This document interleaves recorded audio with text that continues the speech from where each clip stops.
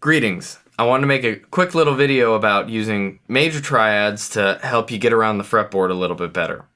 So for this we're going to be using an A major triad. That's going to be the 2nd fret of the 3rd string, the 2nd fret of the 2nd string, and the open 1st string.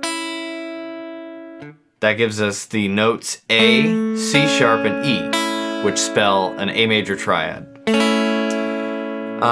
Now, to start with, we're just going to be staying on those 3 strings, 1, 2, and 3, the skinny strings closest to your leg. And one important thing to know is that you don't need these 3 notes to be in order for this to be an A major triad. You just need A, C sharp, and E in some order.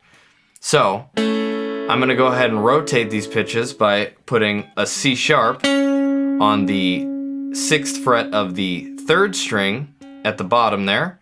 Then E is going to be the 5th fret of the 2nd string, and A, 5th fret of the 1st string. That gives us another A major chord. Now the notes are just in a different order.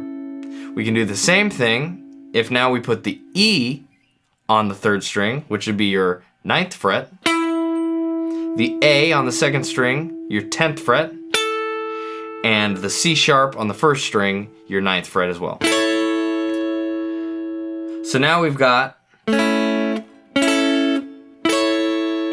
different versions of this chord on the first 3 strings.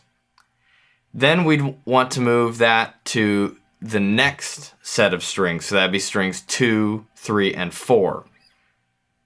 So what I would do is take, for my first chord shape here, this is still the first 3 strings. What I want to do is move that top note, the open E string, I want to move that down 1 octave. So I'm going to end up with the 2nd fret of the 4th string, E, and the A and C sharp remain the same on the 3rd and 2nd strings. Okay, now I'm going to do the same thing on these strings that I did on the other strings. So I'm going to take the 2nd chord I showed you, and I'm going to take the A that's up on top here, I'm going to move that down 1 octave, which is going to give me a triad shape on strings 2, 3, and 4. Okay, so then we can do the same thing with this last chord shape. Now I've got the E, A, C sharp on the first 3 strings. I want to take that top note C sharp down 1 octave to the 4th string, 11th fret, which gives us this A major shape. Okay, so far we've got that, and that on the first 3 strings, and then this, and this on the 2nd set of strings, 2, 3, and 4. Then we can take that even further to the 3rd, 4th, and 5th strings. So just like before, I'm going to take this shape on the 2nd, 3rd, and 4th strings, and I'm just going to move the top note, which in this case is C sharp, down 1 octave. So that's going to end up being the C sharp that is the 4th fret of the 5th string, and we can leave our E and A from the 4th and 3rd strings as they were. Cool. Now I'm going to do the same thing with this 2nd shape here.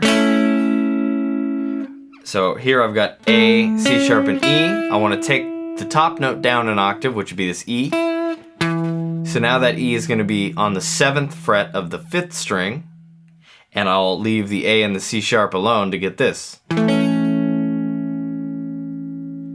And finally, we'll take this shape where we have our C sharp, E, A.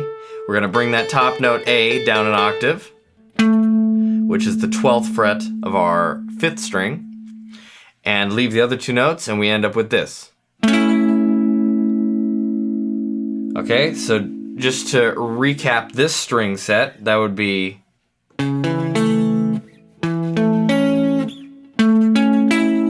cool. Now we're going to do the same thing for the final string set. So I'm going to take this shape, that has an A in the top. I'm gonna bring it down 1 octave and leave the other 2 notes the same. And you'll notice that this shape here, A, C sharp, E, is actually the exact same thing that we had up here on the strings 3, 4, and 5. A, C sharp, E. Same exact thing, just an octave apart. Which is one great thing about doing this is the last string set, 4, 5, and 6, is going to share all the same shapes as 3, 4, and 5. They'll just be in a different place. Okay, so went from this to this. Now we're going to take this shape that we had, E, A, C sharp. We're going to bring the C sharp down an octave. Leave the E and the A as they were. Boom, we get this shape, which again is the same as we had on strings 3, 4, and 5. The first shape there. Exactly the same shape, just in a different spot. Cool. Finally, we'll take this shape on strings 3, 4, and 5, bring down the top note down an octave. So that's E. We get the 12th fret of the 6th string,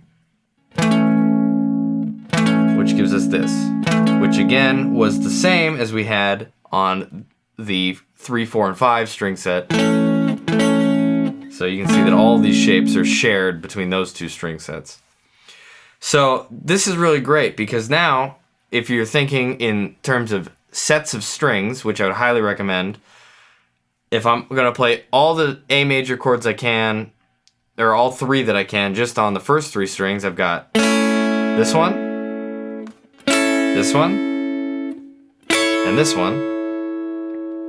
I can think the next string set, 2, 3, 4, and that gives me that, and this. Now I can think string sets 3, 4, 5 and get that, and that. Or 4, 5, 6 gives me, what does it give me? This.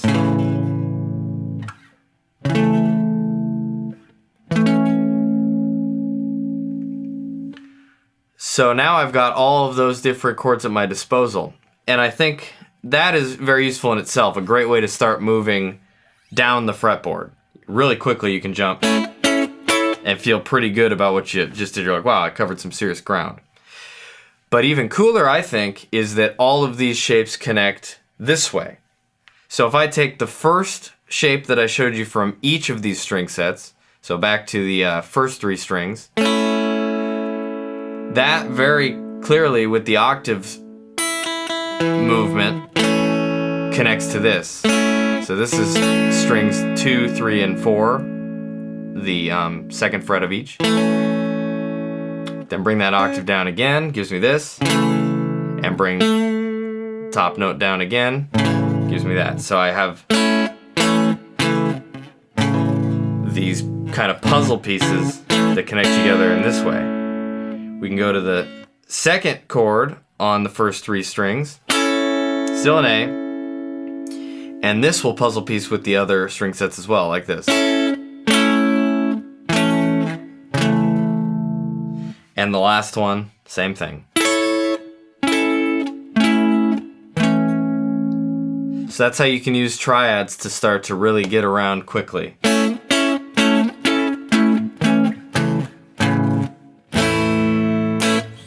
Thanks.